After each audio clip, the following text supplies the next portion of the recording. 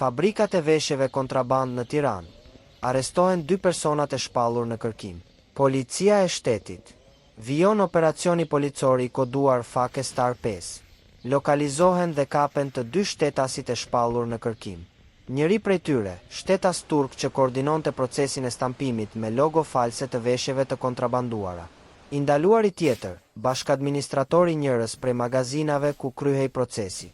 Dje, gjatë operacionit, u vunë në pranga 4 shtetas dhe u proceduan në gjendje të lirë 4 të tjerë. Si rezultati kontrolleve të kryera me mbështetjen e inteligjencës policore, në vijim të operacionit Fake Star 5, sektori për hetimin e krimit ekonomik dhe financiar, në bashkëpunim me komisariatet e policisë R3 dhe R4, lokalizuan, kapën dhe vunë në pranga shtetasin turk Se, 46 vjeç, si dhe shtetasin LH, 21 vjeç.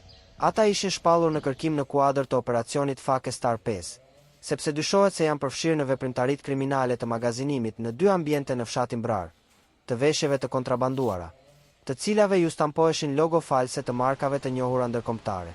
Materialet procedurale ju referuan prokurorisë së Tiranës për veprime të mëtejshme.